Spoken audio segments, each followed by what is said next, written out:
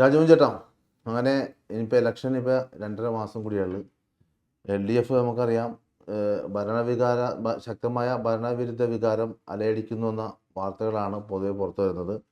പ്രത്യേകിച്ച് ഇപ്പോൾ UDFൻ്റെ മറ്റേ പ്രതിപക്ഷ നേതാവിൻ്റെ യാത്ര അടുത്ത മാസം ആദ്യവാരം തുടങ്ങിയാണ്, കാസർഗോഡ് നിന്ന് തിരുവനന്തപുരത്തേക്കുള്ള. അപ്പോൾ ഇപ്പോൾ LDFും ജാഥ ജാഥയുടെ പിറയിലേക്ക് LDFും പോവുകയാണ്. 140 നിയമസഭാ മണ്ഡലങ്ങളിലും ജാഥ നടത്താൻ LDF തീരുമാനിച്ചിട്ടുണ്ട്. ഒരു സെക്കൻഡ്, വാഹനജാതിയാണോ നടന്നുള്ള ജാതിയാണോ? അത് വാഹന പ്രചരണ ജാഥയാണ്. അതിൽ MLA-മാരായിരിക്കും. അതായത് ഇപ്പോൾ 98 MLA, ഇപ്പോൾ നിലവിൽ 98 MLA-മാരാണല്ലോ LDFനുള്ളത്. ആ 98 MLA-മാരായിരിക്കും അവരുടെ മണ്ഡലങ്ങളിൽ ജാഥ നയിക്കുക. അപ്പോൾ UDF ഒക്കെ സ്വാഭാവികമായിട്ടും തോന്നും, UDFൻ്റെ MLA-മാരുടെ മണ്ഡലങ്ങളിൽ ആരായിരിക്കും ജാഥ എന്നൊരു സ്വാഭാവികമായ ചോദ്യം. അത് ഒന്നുകിൽ കഴിഞ്ഞ തവണ പരാജയപ്പെട്ടവരോ അല്ലെങ്കിൽ പാർട്ടിയുടെ LDFൻ്റെ ഉത്തരവാദിത്തപ്പെട്ടവരോ ഘടകകക്ഷികളോ ആയിരിക്കും UDF MLA-മാരുടെ മണ്ഡലങ്ങളിൽ ജാഥ നയിക്കുക. അതുമാത്രമല്ല, ഈ LDFൻ്റെ മേഖലാ ജാഥകൾ വരാൻ പോകുന്നുണ്ട് അടുത്ത മാസം. അത് തിരുവനന്തപുരം ജില്ലയിലെ ജാഥ, തെക്കൻ മേഖലാ ജാഥ നയിക്കുന്നത് ബിനോയ് വിശ്വമാണ്. മധ്യമേഖലാ ജാഥ നയിക്കുന്നത് ജോസ് കെ മാണിയാണ്. തെക്കൻ മേഖല ജാഥ തെക്കൻ മേഖലാ ജാഥ തിരുവനന്തപുരത്തു നിന്നാണ്. അത് തുടങ്ങുന്ന കറക്റ്റ് LDF നേതൃത്വത്തിൽ സംസ്ഥാന വ്യാപകമായി വികസന മുന്നേറ്റ ജാഥ നടത്താൻ LDF തീരുമാനിച്ചത്. 3 മേഖലകളിലായി ജാഥകൾ നടത്താനാണ് LDF തീരുമാനം. വടക്കൻ മേഖലാ ജാഥ CPM സംസ്ഥാന സെക്രട്ടറി MV ഗോവിന്ദനും, മധ്യമേഖലാ ജാഥ കേരള കോൺഗ്രസിൻ്റെ ജോസ് കെ മാണിയും, തെക്കൻ മേഖലാ ജാഥ CPI സംസ്ഥാന സെക്രട്ടറി ബിനോയ് വിശ്വമാണ്. വടക്കൻ മേഖലാ ജാഥ കാസർഗോഡ് ജില്ലയിലെ മഞ്ചേശ്വരത്ത് നിന്ന് ആരംഭിച്ച് ഫെബ്രുവരി 15 പാലക്കാട് ജില്ലയിലെ തരൂരിൽ സമാപിക്കും. മധ്യമേഖലാ ജാഥ ഫെബ്രുവരി 6 പത്തനംതിട്ട ജില്ലയിലെ ആറന്മുളയിൽ നിന്ന് ആരംഭിച്ചു. മധ്യമേഖല ജോസ് കെ മാണിയുടെ ആരംഭിച്ച് ഫെബ്രുവരി 13 എറണാകുളത്ത് സമാപിക്കും. തെക്കൻ മേഖലാ ജാഥ ഫെബ്രുവരി 4 തൃശ്ശൂർ ജില്ലയിലെ ചേലക്കരയിൽ നിന്ന് ആരംഭിച്ച് ഫെബ്രുവരി 14 തിരുവനന്തപുരത്ത് സമാപിക്കും. അതായത് ചേലക്കരയിൽ നിന്നാണ് ബിനോയ് വിശ്വത്തിൻ്റെ ജാഥ തുടങ്ങുന്നത് ഫെബ്രുവരി 4. അത് അവസാനിക്കുന്നത് ഫെബ്രുവരി 14 തിരുവനന്തപുരത്ത്. അപ്പോൾ ഇനിയിപ്പോൾ വരാൻ പോകുന്നത് മൊത്തം കേരളത്തിൽ ജാഥകളുടെയും UDFൻ്റെ പുതുയുഗപ്പിറവി, എന്നാൽ നവയുഗപ്പിറവി, അങ്ങനെ ജാഥയാണ്. അത് കേരള യാത്രയാണ് VD സതീശൻ നയിക്കുന്നത്. ഫെബ്രുവരി ആദ്യവാരം കാസർഗോഡ് മഞ്ചേശ്വരത്ത് നിന്ന് ആരംഭിക്കുന്ന റിപ്പോർട്ടുകളാണ് വരുന്നത്. നമുക്ക് എങ്ങനെ ഇപ്പോൾ ഒരു ട്രെൻഡ് സെറ്റ് ചെയ്യാൻ ഈ ജാഥകൾക്ക് കഴിയുമോ? ഈ ജാഥ ഏറ്റവും രസകരമായ ഒരു ഒബ്സർവേഷൻ നടത്തിയത്, ഇതിൽ CPIയുടെ ജാഥയും തൃശ്ശൂർ ചേലക്കരയിൽ നിന്ന് തിരുവനന്തപുരം വരെ, അതെ, കാസർഗോഡ് നിന്ന് പാലക്കാട് വരെ MV ഗോവിന്ദൻ്റെ CPMൻ്റെ ജാഥ, അതെ, ജോസ് കെ മാണിയുടെ ജാഥ, അതായത് പത്തനംതിട്ടയിൽ തുടങ്ങി പത്തനംതിട്ടയിൽ ആറന്മുളയിൽ തുടങ്ങി എറണാകുളത്ത് ഫെബ്രുവരി 13 എറണാകുളത്ത് സമാപിക്കും. ഇതിൽ ആദ്യത്തെ 2 ജാഥയും വടക്ക് നിന്ന് തെക്ക്, അതായത് മുന്നോട്ടാണ് പോകുന്നത്, തിരുവനന്തപുരത്തേക്കാണ് വരുന്നത്. 2 ജാഥയും തിരുവനന്തപുരം തെക്കൻ ഡയറക്ഷനിലാണ് വരുന്നത്. ഈ പാവം പിടിച്ച മനുഷ്യൻ്റെ ജോസ് കെ മാണിയുടെ ജാഥ മാത്രം പത്തനംതിട്ടയിൽ നിന്ന് പുറകോട്ട് പോരുക, എറണാകുളത്തിന് പോരുക. കേരളത്തിൻ്റെ ഭൂപ്രകൃതി അനുസരിച്ച് തലസ്ഥാനത്ത് നിന്ന്. അതായത് എനിക്ക് അതിൽ മനസ്സിലാക്കാൻ കഴിയുന്നതേ, പ്രത്യേകിച്ച് ജോസ് കെ മാണിയുടെ ഒരു രാഷ്ട്രീയ ഭൂമിക അവർക്ക് വോട്ടുള്ളത് മധ്യമേഖലയിലാണല്ലോ. പത്തനംതിട്ട, ഇടുക്കി, കോട്ടയം, എറണാകുളം ആ ഭാഗങ്ങളിലാണല്ലോ കേരള കോൺഗ്രസ് അല്പമെങ്കിലും വേരോട്ടമുള്ളത്. അതുകൊണ്ട് തന്നെയാണ് ജോസ് കെ മാണി എറണാകുളം പത്തനംതിട്ടയ്ക്ക് തുടങ്ങിയാൽ സെയിം ഞാനും നിങ്ങളല്ലോ തീരുമാനിക്കേണ്ടത്. ഈ ഒരു ജാഥ മാത്രം പുറകോട്ടും ബാക്കി 2 ജാഥ മുമ്പോട്ടും പോകുന്നതിൽ ജോസ് കെ മാണി ഇവർക്ക് പുറകോട്ട് പോരുന്നുണ്ടോ എന്നുണ്ടെങ്കിൽ എൻ്റെ ഒരു സംശയമായി ചോദിച്ചത്. LDF അകന്ന് പോരുന്നുണ്ടോ എന്നൊരു സംശയം വെച്ചാൽ ഞാനത് ചോദിച്ചത്. പുറകോട്ട് ഈ ബാക്കി 2 ജാഥ മുമ്പോട്ടാണ് കൊടുത്തിരിക്കുന്നത്, തിരുവനന്തപുരം ലക്ഷ്യമാക്കി തന്നെ കൊടുത്തിരിക്കുന്നത്. മറ്റേ തിരുവനന്തപുരത്ത് നിന്ന് അകന്ന് പോവുക, പോട്ടെ. തിരുവനന്തപുരം ലക്ഷ്യമാക്കില്ല. MV ഗോവിന്ദൻ മാഷിന്റെ ജാഥ മഞ്ചേശ്വരത്ത് നിന്ന് ആരംഭിച്ച് പാലക്കാട് അവസാനിക്കുന്നു. അവിടെ നിന്നല്ലേ ഇങ്ങോട്ടല്ലേ പോരും. അതെ, മറ്റേതും അങ്ങനെ തന്നെ. ബിനോയ് വിശ്വത്തിന് തൃശ്ശൂർ ചേലക്കരയിൽ നിന്ന് ആരംഭിച്ച് തിരുവനന്തപുരത്ത് സമാപിക്കും. ഇതിൽ ഏറ്റവും സെൻസിറ്റീവായിട്ടുള്ള ഏരിയ കടന്നു പോകുന്നത്, പൊളിറ്റിക്കലി സെൻസിറ്റീവായിട്ടുള്ള ഏരിയ കടന്നു പോകുന്നതും CPIയുടെ ശക്തി കേന്ദ്രങ്ങൾ തൃശ്ശൂർ തൊട്ട് പോകുമ്പോൾ CPIയുടെ തൃശ്ശൂർ കൊല്ലം ജില്ലകളാണ് CPIക്ക് കാര്യമായ MLA-മാരുള്ളത്. അപ്പോൾ CPIക്ക് വളരെ ഗുണകരമായ ജാഥയാണ് തിരുവനന്തപുരം ബേസ് ചെയ്ത് പോകുന്ന ജാഥ. CPIയുടെ അണികളെ സംഘടിപ്പിക്കാൻ പറ്റുന്ന ഏറ്റവും നല്ല അവസരം. ഇനി CPMൻ്റെ കാര്യം അണികൾ ഉണ്ടെങ്കിലും ഇല്ലെങ്കിൽ സംഘടിപ്പിക്കാൻ പറഞ്ഞാൽ അവർക്ക് ഓരോക്കെ പോയിൻ്റ് സ്വീകരണം കൊടുക്കുക. അതൊക്കെ ഇപ്പോഴെ തന്നെ തയ്യാറാക്കില്ല. കേരള കോൺഗ്രസ്സുകാർ CPMകാരുടെ സഹായത്തോടെ ചിലപ്പോൾ ഒരു ജാഥ നടത്താൻ പറ്റും, അല്ലാതെ ജാഥ നടത്താനുള്ള ആളെന്ന് അവർക്കുണ്ടെന്ന് തോന്നുന്നില്ല. ഇനി എന്താണ് ജാഥ കൊണ്ട് എന്താ ജനങ്ങളോട് എന്താ പറയാൻ പോകുന്നത്? അതാണ് 10 വർഷത്തെ ഇവരുടെ ഭരണത്തിന് എന്ത് നേട്ടം? നമുക്കറിയാമല്ലോ, തദ്ദേശ സ്വയംഭരണ സ്ഥാപനങ്ങളിലേക്കുള്ള തെരഞ്ഞെടുപ്പിൽ അവർക്ക് എത്ര 4 കോർപ്പറേഷനല്ലേ പോയത്, 4 കോർപ്പറേഷൻ നഷ്ടപ്പെട്ടു. ഇപ്പോൾ ഒരെണ്ണേ ഉള്ളൂ മിച്ചം. ഉള്ളത് തൃശ്ശൂർ, കോഴിക്കോട്. അത് തന്നെ ചെറിയ മാർജിൻ, ചെറിയ 2-3-4 സീറ്റിന് വ്യത്യാസത്തിനുള്ളത്. മാത്രമല്ല ഭൂരിഭാഗം പഞ്ചായത്ത് പോയി, ബ്ലോക്ക് പഞ്ചായത്ത് പോയി, ജില്ലാ പഞ്ചായത്ത്, മുനിസിപ്പാലിറ്റി പോയി. ജില്ലാ പഞ്ചായത്ത് ഏതൊക്കെ ഒപ്പത്തിനൊപ്പം, ബാക്കിയെല്ലാം പോയി. അതായത് ഇപ്പൊ ജില്ലാ പഞ്ചായത്ത് ഒപ്പത്തിനൊപ്പം എന്ന് പറയുമ്പോൾ 7-7 എന്ന് പറയുമ്പോൾ പോലും അവരുടെ 1-2 സീറ്റിന്റെ ഭൂരിപക്ഷം മാത്രമേ ഉള്ളൂ. ഭൂരിപക്ഷം ഉണ്ട്. അങ്ങനെ നോക്കുമ്പോഴും UDF തന്നെ മേൽക്കി. കാരണം നമുക്ക് ഈ ഇലക്ഷൻ കഴിഞ്ഞതിന് ശേഷം വന്ന വോട്ട് പെർസെൻറ്റേജും മണ്ഡലങ്ങളിലെ ചിത്രം വെച്ച് നോക്കുമ്പോൾ 80 സീറ്റിൽ ഇപ്പൊ UDF അപ്രമാദമുണ്ട്. അതിനെയും കൂടാനാണ് സാധ്യത. അതുമായിട്ട് ടാലി ചെയ്യുന്നതാണ് NDTV നടത്തിയ സർവേയിൽ 52% പേര് ഈ ഗവൺമെന്റിന്റെ പ്രവർത്തനത്തെ ഇഷ്ടപ്പെടുന്നില്ല, തൃപ്തരല്ല. ഭരണവിരുദ്ധ വികാരം ഉണ്ടെന്നല്ലോ. അപ്പോൾ അത് പിന്നെ 15% നോൺ കമ്മിറ്റഡ് ആണ്. സാധാരണ നോൺ കമ്മിറ്റഡ് വോട്ടേഴ്സ് ട്രെൻഡ് അനുസരിച്ച് ഏത് മുന്നണിക്ക് അനുകൂലമാണോ ട്രെൻഡ്, ആ ട്രെൻഡ് അനുസരിച്ച് മാറുന്നവരാണ്. ഇനി ഈ ജാഥയിൽ ജനങ്ങളുമായിട്ട് സംവദിച്ച് തങ്ങളുടെ ആത്മാർത്ഥതയും തങ്ങളുടെ സത്യസന്ധതയും മെനക്കെടുത്താൻ തയ്യാറാകണം. ഈ ജാഥ പോകുന്ന വഴിക്ക് ഇവർ ആ പ്രദേശങ്ങളിലുണ്ടായ പോക്കൃത്തരങ്ങൾ, പച്ചക്കങ്ങ് പറയാം, പോക്കൃത്തരം. ഇപ്പൊ കഴിഞ്ഞ 2-3 ആഴ്ചയായിട്ട് അവരിപ്പോ ഗൃഹസന്ദർശനം നടത്തിക്കൊണ്ടിരിക്കുകയാണ്. പഞ്ചായത്ത്, തദ്ദേശ സ്വയംഭരണ സ്ഥാപനങ്ങളിലേക്കുള്ള തെരഞ്ഞെടുപ്പിലുണ്ടായ തോൽവിച്ചതും വീടുകൾ കയറി ഇറങ്ങി ജനങ്ങളിലെ പ്രശ്നങ്ങൾ കേൾക്കുന്നു, ജനങ്ങളോട് തർക്കിക്കാൻ പാടില്ല, അവരുമായിട്ട് നല്ല സൗമ്യമായിട്ട് പെരുമാറിക്കൊണ്ട് വീട് അന്നേരം CPM-ന്റെ സമുന്നതരായ പല നേതാക്കളും വീട് അന്നേരം കയറിക്കൊണ്ടിരിക്കുകയാണ്. ഇവരുടെ ഏറ്റവും വലിയ ദൗർബല്യം സൗമ്യമായി പെരുമാറണമെന്ന് പാർട്ടിക്ക് ഡയറക്ഷൻ കൊടുക്കേണ്ട ഒരു ഗതികേടിലാണ്. അതൊരു ഗതികേടാണ്. ഇത്രയും കൊല്ലം പാർട്ടി പ്രവർത്തിച്ച് പാർട്ടിയുടെ കേഡേഴ്സായവരോട് എങ്ങനെയാണ് സമൂഹത്തിൽ പെരുമാറേണ്ടത് എന്ന് പറഞ്ഞു കൊടുക്കാൻ CPM-ന് പറ്റിയിട്ടില്ലെങ്കിൽ തകരാറ് നേതൃത്വത്തിൻ്റെയാണ്, അണികളിലെ അല്ല. ഇപ്പോൾ അതിൻ്റെ ഏറ്റവും കുറച്ച് ഉദാഹരണം പറഞ്ഞാൽ CPM കേഡർ എങ്ങനെ പ്രവർത്തിക്കണം, അല്ലെങ്കിൽ കമ്മ്യൂണിസ്റ്റ് പാർട്ടിയുടെ കേഡേഴ്സ് എങ്ങനെ പ്രവർത്തിക്കണമെന്ന് മഹാനായ മാവോ സേതുക്ക് തന്നെ പറഞ്ഞിട്ടുണ്ട്. വെള്ളത്തിൽ മത്സ്യം, ജലാശയങ്ങളിൽ മത്സ്യം ഒഴുകി നടക്കുന്ന പോലെ അല്ലെങ്കിൽ നീന്തി നടക്കുന്ന പോലെ കമ്മ്യൂണിസ്റ്റ് പാർട്ടി പ്രവർത്തകനെ ജനമധ്യങ്ങൾ, ജനങ്ങളുടെ ഇടയിൽ പ്രവർത്തിക്കാൻ പറ്റണം. അങ്ങനെ ഒരു സാഹചര്യം ഇല്ല, അത് ഇല്ലാതാക്കി. ഇപ്പം പയ്യന്നൂർ ലാസ്റ്റ് നമ്മൾ കാണുന്നത് എങ്ങനെയാണ്, ഇതിൽ പറയുന്നതിനൊക്കെ അടിച്ചു കുടിക്കുക. അല്ല, ഇപ്പൊ പുറത്തു വരുന്ന റിപ്പോർട്ടുകൾ പ്രകാരം കുഞ്ഞികൃഷ്ണനെതിരെ നടപടിയെടുക്കുമെന്നാണ് MV ജയരാജനും KK രാഗേഷും പറയുന്നത്. അല്ല, കുഞ്ഞികൃഷ്ണനെതിരെ നടപടി എടുക്കോ ഇല്ലയോ എന്നുള്ളതിനേക്കാൾ പ്രധാനം കുഞ്ഞികൃഷ്ണൻ ഉയർത്തിയ പ്രശ്നം ജെന്യുവൻ പ്രശ്നമാണ്. ആ ജെന്യുവൻ പ്രശ്നത്തെ ഇവർ അതിനോടുള്ള പ്രതിഷേധത്തെ ഇവരെങ്ങനെ കൈകാര്യം ചെയ്ത് സപ്രസ് ചെയ്ത് അപ്പം അങ്ങനെ സപ്രസ് ചെയ്യാൻ നോക്കിക്കഴിഞ്ഞാൽ ഓട്ടോമാറ്റിക്കായിട്ട് എതിർശക്തി വളരാനുള്ള സാധ്യത കൂടുകയുള്ളൂ. അങ്ങനെ ഈ അടിച്ചു ഒതുക്കൽ കൊണ്ട് നടക്കുന്ന കമ്മ്യൂണിസ്റ്റ് പാർട്ടി കേരളത്തിൽ പണ്ടേ കാണില്ലായിരുന്നു. പക്ഷേ ആ അടിച്ചൊതുക്കലിനെ അതിജീവിച്ച് വളർന്നു വന്ന പ്രസ്ഥാനമാണ് അത്. അവർക്കറിയാം അടിക്കുന്തോറും ഇപ്പുറത്തെ വീര്യം കൂടും. ആ വീര്യം കൂടിയതാണ് ഇവിടെ സംഭവിച്ചിരിക്കുന്നത്. ഇനി ജാഥയിലേക്ക് തന്നെ വരാം.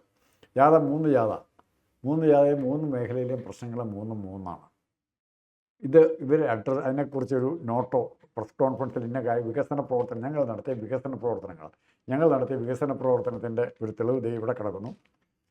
ഇതാണ് അവരുടെ മുഖ്യമന്ത്രിയുടെ പ്രസംഗം. 25, അതായത് ഇന്നത്തെ ദിവസം ദേശാഭിമാനി പത്രത്തിൽ നേരത്തെ നമ്മളെ അറിയിക്കാൻ വേണ്ടി മുഖ്യമന്ത്രിയുടേതായ ഒരു പ്രസ്താവന വന്നിട്ടുണ്ട്. കേരളത്തിന് വന്നിരിക്കുന്ന മാറ്റത്തിൻ്റെ ചെറിയ ഒറ്റ വാചകത്തിൽ അദ്ദേഹം പറഞ്ഞിരിക്കുന്നു, ഒന്നും നടക്കാത്ത നാടെന്ന് ആക്ഷേപിച്ചവർക്കുള്ള മറുപടി. മുഖ്യമന്ത്രിയാണ് ആ മറുപടിയാണ് വിഴിഞ്ഞം പദ്ധതിയെപ്പറ്റി പറയുന്നത്. പിന്നെ വലിയ ഫോട്ടോയുണ്ട്, വിഴിഞ്ഞം ഉദ്ഘാടനം നടത്തുന്ന ഫോട്ടോയുണ്ട്. എല്ലാവരും വളരെ ചിരിച്ച് കളിച്ച് വാസവൻ്റെയൊക്കെ ചിരി കണ്ടാൽ നമ്മൾ ഞെട്ടിപ്പോകും. അപ്പോൾ ഈ വിഴിഞ്ഞത്തിൻ്റെ ഉടമസ്ഥൻ എന്ന് പറയുന്നത് അദാനിയാണ്. ഈ അദാനിയെ രാവിലെ തൊട്ട് വൈകുന്നേരം വരെ തെറി പറയുക മാത്രം. അദാനി അംബാനി മോഡിയെ തെറി പറയുന്നതിന് പകരം അദാനി അംബാനി എന്ന് എപ്പോഴും പറഞ്ഞുകൊണ്ടിരുന്നു. ആദ്യം എയർപോർട്ട് തിരുവനന്തപുരം എയർപോർട്ട് അദാനിയെ ഏൽപ്പിക്കുന്നതിനായിട്ട് വലിയ പ്രതിഷേധം നടന്നു. ഞങ്ങളൊരിക്കലും കൊടുക്കുകയില്ല, ഞങ്ങൾ തന്നെ നടത്തുമെന്ന് പറഞ്ഞു. അംബാനിക്ക് എയർപോർട്ട് കൊടുത്തു. ഇപ്പോഴത് ഭംഗിയായിട്ട് നടക്കുന്നു, ഒരുമാതിരി നന്നായിട്ട് നടക്കുന്നു. ഇപ്പോൾ വിഴിഞ്ഞം പ്രതീക്ഷയിലും പെട്ടെന്ന് വളരെ സക്സസ്ഫുള്ളായിട്ട് അത് ഇംപ്ലിമെൻറ്റ് ചെയ്യാൻ പറ്റുന്നു. അതിൻ്റെ അർത്ഥം എന്താ? അദാനിക്ക് പ്രോഗ്രാം കൊടുത്തുകൊണ്ട്, പ്രൊജക്റ്റ് കൊടുത്തുകൊണ്ട് കാര്യമായിട്ട് നടക്കുന്നു എന്ന് ഇവർ സമ്മതിക്കുക. അങ്ങനെയാണ് വ്യവസായ വകുപ്പ് മന്ത്രി രാജീവിൻ്റെ നേതൃത്വത്തിൽ ഇവിടെ ഉണ്ടായ എല്ലാ ഡെവലപ്മെൻറ്റിനേക്കാൾ 10 ഇരട്ടി ഡെവലപ്മെൻറ്റ് വിഴിഞ്ഞെന്നുള്ള ഒറ്റ കാര്യം കൊണ്ടുണ്ടായി. അപ്പോൾ എന്നാൽ പിന്നെ വ്യവസായ മന്ത്രിയോ അല്ലെങ്കിൽ വ്യവസായത്തിൻ്റെ ധനകാര്യത്തിൻ്റെ ഒക്കെ ചുമതല ഇയാളെ ഏൽപ്പിച്ചു കഴിഞ്ഞാൽ, അദാനി അങ്ങ് ഏൽപ്പിച്ചു കഴിഞ്ഞാൽ എളുപ്പമല്ലേ? തിരുവനന്തപുരം എയർപോർട്ടും അല്ല, എയർപോർട്ടല്ലേ മൊത്തം സെക്രട്ടേറിയറ്റ് ഉൾപ്പെടെ ഏൽപ്പിക്കാമല്ലോ. ബാക്കി ഭരണം അദാനി ഭരിച്ചാൽ പോരെ. ഇവർ കഴിഞ്ഞ 50 വർഷവും 100 വർഷവും ഉണ്ടാക്കിയതിനേക്കാൾ ഡെവലപ്മെൻറ്റ് ആരുണ്ടാക്കുന്നു? അദാനി ഉണ്ടാക്കുന്നു. അപ്പം മോഡിയുടെ വില ഏതാ? എന്നിട്ട് മോഡിയെ തെറി പറയണമെങ്കിൽ ആരെ തെറി പറയണം? മോഡിയെ തെറി പറയണമെങ്കിൽ ആദ്യം തെറി പറയുന്ന ആരെയാണ്? എല്ലാ പറയുന്ന തെറി കോൺഗ്രസ്സുകാർ അദാനിയെ തെറി പറയണം. ഇപ്പോൾ പിണറായി വിജയൻ്റെ ഗതികേടെന്ന് ആലോചിച്ച് അദാനിയെ തെറി പറയുകയും വേണം, അദാനിയുടെ കാല് വിട്ട് വന്ദിക്കുകയും വേണം. ആ സിറ്റുവേഷനിലേക്ക് കമ്മ്യൂണിസ്റ്റ് പാർട്ടി എത്തി. ഈ വികസനം എന്ന് പറഞ്ഞ മുതലാളിത്ത രീതിയിലുള്ള വികസനം അക്സെപ്റ്റ് ചെയ്തു എന്ന് പരസ്യമായിട്ട് എന്ന് പറയുന്നു നോക്കിയാൽ മതി. കഴിഞ്ഞ ചർച്ച ഞങ്ങൾ പറഞ്ഞു, നാളെ എന്നാണ് കാവ്യം കൊണ്ടുകൊടുത്ത് ഗൾഫിലൊക്കെ പോകുമ്പോൾ സൂട്ടും കോട്ടും ഒക്കെ അമേരിക്കയിലൊക്കെ പോകുമ്പോൾ അതിന് പകരം കാവ്യം കൊണ്ടുകൊടുത്ത് മോഡിയെ കാണാൻ പോകുന്ന പിണറായി വിജയനെ കണ്ടു കഴിഞ്ഞാൽ അത്ഭുതപ്പെടണമെന്ന് പറഞ്ഞു. അപ്പോൾ ഇത്തരം സംശയങ്ങൾ ജനങ്ങളുടെ മനസ്സിൽ നൂറുകണക്കിന് സംശയങ്ങളുണ്ടായിട്ടുണ്ട്. ഇതെങ്ങനെ വിശദീകരിക്കും? പി ദിവ്യയുടെ കാര്യം എങ്ങനെ കണ്ണൂരെ ജനങ്ങളോട് പറയും? എങ്ങനെ വിശദീകരിക്കും? ഇന്നലെ അവിടെ മധുസൂദൻ എന്ന് പറഞ്ഞ MLA പയ്യന്നൂർ MLA രക്തസാക്ഷി ഫണ്ട് കേട്ടതിനെ പറ്റി പറയുന്നുണ്ട്. വ്യക്തമായ തെളിവ് ഉൾപ്പെടെ പറയും. അത് ജനങ്ങളോട് എങ്ങനെ വിശദീകരിക്കും? രണ്ട് തരത്തിൽ വിശദീകരിക്കാനുള്ള അവസരം, നാവനക്കാനുള്ള അവസരം കൊടുക്കാതെ അടിച്ചിരുത്തിക്കൊണ്ട് പാർട്ടി പ്രവർത്തകരോട് പറയാം, ഞങ്ങൾ പറയുന്നത് കേട്ടാൽ മതി, വൺ സൈഡ് മൈക്ക് വെച്ച് പറയുന്ന പോലെ. മറിച്ച് വിശദീകരണം ചർച്ചകൾക്കാണ് പോകുന്നെങ്കിൽ CPM നേതാക്കൾ തിരി വെള്ളം കുടിക്കും. ചേട്ടാ, നമുക്ക് ഇനി നമ്മൾ ജാഥയിലേക്ക് തന്നെ വരാം. ഈ മേഖലാ ജാഥകളുണ്ടല്ലോ, ഈ തെക്കൻ മേഖലാ ജാഥ, വടക്കൻ മേഖലാ ജാഥ, മധ്യമേഖലാ ജാഥ, ഈ ജാഥകൾ അല്ലാതെ ബാക്കിയുള്ള മണ്ഡലങ്ങളിൽ, അതായത് MLA മാർ, അതായത് ഇപ്പോൾ 98 MLA മാരാണല്ലോ ഉള്ളത്. പിണറായി വിജയൻ ധർമ്മടത്ത് പിണറായി വിജയനാണ് ആ ജാഥ നയിക്കുന്നത്. P രാജീവാണ് കളമശ്ശേരി നയിക്കുന്നത്. MP രാജേഷാണ് തൃത്താലയിൽ. അത് ഈ മേഖലാ ജാഥകൾ കൂടാതെയുള്ള ജാഥയിൽ, അതായത് സർക്കാരിൻ്റെ വികസന പ്രവർത്തനങ്ങളും ക്ഷേമ പ്രവർത്തനങ്ങളും സർക്കാർ ഈ കഴിഞ്ഞ 5-10 വർഷക്കാലം നടത്തിയ പ്രവർത്തനങ്ങളും മറ്റും ക്രിയാത്മകമായ കാര്യങ്ങൾ പറയുന്നതാണ് അവർ അവകാശപ്പെടുന്നത്. MLA മാർ അതായത് അത് വേറേത് മേഖലാ ജാഥ ഒന്നും തെക്കൻ മേഖലാ ജാഥ നയിക്കുന്നത് ബഹുമാനപ്പെട്ട ബിനോയ് വിശ്വം, മധ്യമേഖല ലോക്കൽ MLA-മാർ. അതായത് ഇപ്പൊ നിലവിൽ ഇവർക്ക് 98 MLA-മാരാണല്ലോ. 99 ഉണ്ടായിരുന്നു, ഇപ്പൊ അൻവർ ജയിച്ചപ്പോൾ 98 അപ്പോൾ 98 MLA-മാർ ജാഥ നയിക്കുന്നുണ്ട്. അത് അവരുടെ മണ്ഡലങ്ങളിൽ ജാഥ, അവരുടെ മണ്ഡലങ്ങളിലെ മുക്കിലും മൂലയിലും പോയിട്ട് ജനങ്ങളോട് കാര്യങ്ങൾ വിശദീകരിക്കുക. ആ മണ്ഡലത്തിൽ നടപ്പാക്കിയ വികസന പ്രവർത്തനങ്ങൾ, ക്ഷേമ പ്രവർത്തനങ്ങൾ, മറ്റു പാലങ്ങളും റോഡുകളും ഇതൊക്കെ ചെയ്യുന്ന, അങ്ങനെയാണ് പുറത്തുവരുന്ന മാധ്യമ വാർത്തകൾ പറയുന്നത്. അപ്പോൾ സ്വാഭാവികമായിട്ടും ഈ പല MLA-മാർക്കെതിരെയും പല മന്ത്രിമാർക്കെതിരെയും ഇപ്പോൾ ചില റിപ്പോർട്ടുകൾ പ്രകാരം, അത് സ്ഥിരീകരിക്കാത്ത വാർത്തയാണ്, P Rajeev, MP Rajesh, KN Balagopal, VN Vasavan, Veena George പോലുള്ള മന്ത്രിമാരൊക്കെ പരാജയം നേരിടുമെന്നാണ് പറയുന്നത്. MP രാജേഷിനെതിരെ മിക്കവാറും BT ബൽറാം വരുന്നു എന്ന് പറയുന്നുണ്ട്. P രാജീവിനെതിരെ മുഹമ്മദ് ഷിയാസ് വരുന്നെന്ന് പറയുന്നുണ്ട്. ആറന്മുളയിൽ ശക്തനായ ഒരു സ്ഥാനാർത്ഥിയായി UDF നിർത്തുമെന്ന് പറയുന്നത്. കാരണം ആരോഗ്യവകുപ്പിനെതിരെയൊക്കെ നമുക്കറിയാമല്ലോ, കഴിഞ്ഞ 5 വർഷക്കാലം ദയനീയമായ പരാജയമായിരുന്നു. അപ്പോൾ ഈ ജാഥ, അതായത് 98 MLA-മാർ അവരുടെ മണ്ഡലങ്ങളിലും പ്ലസ് ബാക്കി UDF-ന്റെ കീഴിലുള്ള MLA-മാരുടെ മണ്ഡലങ്ങളിൽ ഏരിയ സെക്രട്ടറി അല്ലെങ്കിൽ കഴിഞ്ഞ തവണ പരാജയപ്പെട്ട സ്ഥാനാർത്ഥിയോ ആയിരിക്കും ജാഥ നയിക്കുന്നതെന്നാണ് പറയുന്നത്. ഇതുണ്ടാക്കാൻ പോകുന്ന ഒരു ഇമ്പാക്റ്റ് എന്തായിരിക്കും? ഒന്ന് ഇമ്പാക്റ്റ് ഉണ്ടാക്കേണ്ട എപ്പോഴും ഇമ്പാക്റ്റ് നമുക്ക് ഒരു കാര്യത്തിൽ നമുക്ക് ഇമ്പാക്റ്റ് ഉണ്ടാക്കാൻ പറ്റുന്നത് ഒരു ഇഷ്യൂ അവിടെ ഉണ്ടാകണം. അനുകൂലമായിട്ടോ എന്ത് ഇപ്പോൾ ഇവർക്ക് ഇമ്പാക്റ്റ് ഉണ്ടാക്കാൻ വേണ്ടി പറയാനുള്ള കറണ്ട് ഇഷ്യൂസ് ഏറ്റവും ടോപ്പ് ഇപ്പോൾ നിൽക്കുന്നത്, ആ ഗ്രാഫിൽ ടോപ്പ് നിൽക്കുന്നത് ഡിസ്കസ് ചെയ്യും. ഞാൻ പറയാൻ കാരണം പ്രത്യേകിച്ച് ഇപ്പോൾ ശബരിമല സ്വർണ്ണക്കുള്ള വിവാദം ശക്തമായി നിൽക്കുന്നു. CPM-ന്റെ 2 പ്രമുഖ നേതാക്കളായ പത്മകുമാറും വാസുവും മാസങ്ങളായി ജയിലിൽ 2 മാസത്തേക്ക് കടകംപള്ളിനെ 2 മണിക്കൂറും SIT ചോദ്യം ചെയ്തു. ഇപ്പോൾ SITക്കെതിരെ പ്രതിപക്ഷ നേതാവ് VD സതീശൻ പല ആരോപണങ്ങൾ ഉന്നയിക്കുന്നു. SIT ഹൈക്കോടതിയുടെ മേൽനോട്ടത്തിൽ ഹൈക്കോടതിയുടെ കീഴിലാണ് SIT പ്രവർത്തിക്കുന്നതെങ്കിലും ഈ SIT-യിൽ പ്രവർത്തിക്കുന്ന ഉദ്യോഗസ്ഥർ ആഭ്യന്തര വകുപ്പ് കൈകാര്യം ചെയ്യുന്ന പിണറായിയുടെ കീഴിലുള്ള ഉദ്യോഗസ്ഥരാണ്. അപ്പോൾ സ്വാഭാവികമായിട്ടും ഇത്തരം വിഷയങ്ങൾക്കും മറുപടി പറയേണ്ടി വരില്ലേ? അല്ല ഇപ്പം അതിപ്പോൾ സംഭവിക്കുന്നത് ജാഥ തുടങ്ങുന്നതിന് മുമ്പായി പ്രധാനപ്പെട്ട 1-2 കോൺഗ്രസ് നേതാക്കന്മാരെ കൂടെ അറസ്റ്റ് ചെയ്താലോ? അതെ. അപ്പം പറയാൻ പറ്റുന്ന ഒറ്റ കാര്യമുള്ളൂ, അവൻ മാത്രമല്ല കള്ളൻ, നമ്മളെല്ലാവരും കള്ളന്മാരാണ് മൊത്തം ജനങ്ങളോട്. അതിന്റെ ഭാഗമായിട്ടാണല്ലോ രാഹുൽ മാങ്കൂട്ടത്തിന്റെ അറസ്റ്റ്. രാഹുൽ മാങ്കൂട്ടത്തിന്റെ അറസ്റ്റ് പറയുന്ന പോലെ തന്നെ അപ്പോൾ ഇഷ്ടംപോലെ വേറെ പീഡന കേസുകൾ വരുന്നുണ്ട് ഓരോ കേസും. അപ്പം മുകേഷ് ഉണ്ട്, ഇതെല്ലാം കുന്നപ്പള്ളിയുണ്ട്. മുകേഷ് ആയിരിക്കുമോ കൊല്ലത്ത് നയിക്കുന്നത്? രാഹുൽ മാങ്കൂട്ടം. അതാണ് പോയിന്റ്. മുകേഷ് നയിച്ചാൽ നല്ല രസമായിരിക്കില്ലേ? കൊല്ലത്ത് നയിക്കുമോ? അല്ലെ എന്തുകൊണ്ട് മുകേഷിനെ മാറ്റി നിർത്തി? ഇപ്പൊ എൽദോസ് കുന്നപ്പള്ളി പെരുമ്പാവൂർ നയിച്ചാൽ എന്തായിരിക്കും അവസ്ഥ? അല്ലെങ്കിൽ വിൻസെന്റ് കോവളത്ത് നയിച്ചാൽ എന്തായിരിക്കും അവസ്ഥ? അപ്പൊ അവിടെ രാഹുൽ മാങ്കൂട്ടത്തെ ശ്രീമട്ട് എറിയാൻ പോയി. അതെ. അതുപോലെ മുകേഷിന് ടയർ കിട്ടുമോ ഇല്ലയോ? അതെ. ഗണേശൻ നയിച്ചാലോ ഒട്ടതക്കര അല്ലെ പത്തനാപുരത്ത്? അപ്പോൾ അതിനുള്ള ധാർമ്മികമായ ഒരു കറേജ് പാർട്ടിക്ക് ഉണ്ടായില്ലെങ്കിൽ ഈ ജാഥ വെറ്റിനറി കോളേജിൽ പോകുമോ? പൂക്കോട്ട് വെറ്റിനറി കോളേജിൽ പോകുമോ? അട്ടപ്പാടി മധുവിൻ്റെ നാട്ടിൽ പോകുമോ? സിദ്ധാർത്ഥന്റെ മധുവിൻ്റെ നാട്ടിൽ പോകും. അട്ടപ്പാടിയിൽ വാളയാറ് വെറ്റിക്കോട്ട് വിട്ട കൊച്ചു പെൺകുട്ടികൾ മരിച്ചിടത്ത് തുടങ്ങണ്ടേ? പണ്ടൊക്കെ രക്തസാക്ഷി മണ്ഡപങ്ങളിൽ നിന്നായിരുന്നു ഇന്ന് ഏത് രക്തസാക്ഷി മണ്ഡപത്തിൽ നിന്ന് നടത്താൻ പോകുന്നത്? അപ്പോൾ ഈ ജാഥ എന്ന് പറയുന്നത് പബ്ലിക് റിലേഷൻസിലെ ഒരു പൊളിറ്റിക്കൽ പാർട്ടി എനി ഓർഗനൈസേഷൻ നടത്താൻ പറ്റുന്ന ഏറ്റവും നല്ല കമ്മ്യൂണിക്കേഷനുള്ള എബിലിറ്റിയാണ്. ഇപ്പോൾ ജാഥ വലിയ മഹാജാഥകളാവും. പക്ഷേ ഈ ജാഥക്ക് CPM പല രാഷ്ട്രീയപരമായി നേരിടുന്ന ചോദ്യങ്ങൾക്ക് ഒരു മറുപടി കൂടി പറയേണ്ടി വരില്ല എന്നാണ് എൻ്റെ ചോദ്യം.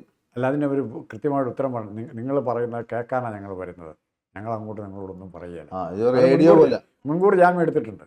ഇവർ പറഞ്ഞെല്ലാം കേട്ടൊരു കുറിപ്പ് വളരെ ഗൗരവത്തിൽ ഞങ്ങൾ പരിഗണിക്കുന്ന ഒരു വാക്കും പറഞ്ഞിട്ട് അവർ പോരും. നന്ദി, വെള്ളം അല്ലെങ്കിൽ പാത്രം എല്ലാം കഴുകാണ്ട് MAVPുള്ളവർ വന്നു കഴിഞ്ഞാൽ ഏൽപ്പിച്ച് കഴിഞ്ഞാൽ പാത്രം എല്ലാം കഴുകി വൃത്തിയാക്കി വയ്ക്കും. അത്രേ ഉള്ളൂ. അതിനപ്പുറത്തേക്ക് ജാഥ കൊണ്ട് ഇപ്പോഴത്തെ പരിസ്ഥിതിയിൽ അല്ലെങ്കിൽ കമ്മ്യൂണിക്കേഷനുള്ള ഏറ്റവും നല്ല മാർഗ്ഗമായിരുന്നു. പക്ഷേ ഇന്ന് കമ്മ്യൂണിസ്റ്റ് പാർട്ടിയിൽ അങ്ങനെ സംവദിക്കാൻ പറ്റുന്ന അച്യുതാനന്ദനൊക്കെ ഉണ്ട്. ജാഥ ചിലപ്പോൾ വിജയിച്ചെന്ന് തോന്നാനെ എവിടെയെങ്കിലുമൊക്കെ അച്യുതാനന്ദൻ രണ്ട് തല കാണിച്ചാൽ, ഇന്ന് അങ്ങനെ തല കാണിച്ചാൽ ഓടി വരുന്ന നേതാക്കന്മാർ ഇന്ന് CPMനില്ല. ആ നേതൃദാരിദ്ര്യം, ക്രൗഡ് പുള്ളേഴ്സിൻ്റെ ദാരിദ്ര്യം ഈ ജാഥകളെ ബാധിക്കും. പിന്നെ ഇതുമായിട്ട് ബന്ധപ്പെട്ട സംഘടനകളുണ്ട്. അവർക്ക് ജാഥയിൽ അധ്യാപക സംഘടന, കോളേജ് അധ്യാപക സംഘടന, NGOമാർ, village office staff, electricity board staff, പിന്നെ ഇവിടെ കുടുംബാസൂത്രണ അല്ലെ കുടുംബശ്രീക്കാർ, ഇവരെല്ലാം ചെല്ലാൻ നിർബന്ധിക്കപ്പെട്ടവരാണ്. ഇവർ ചെകുവേരയുടെ ബാഡ്ജും ധരിച്ച് ഇവരെല്ലാം ഈ ജാഥ കാണും. ജനങ്ങളെ സ്വാധീനിക്കാൻ ഇവർക്ക് പറ്റില്ല. എന്തായാലും ജാഥ വിജയിക്കുമോ ഇല്ലയോ എന്ന് നമുക്ക് കാത്തിരുന്നതാണ്.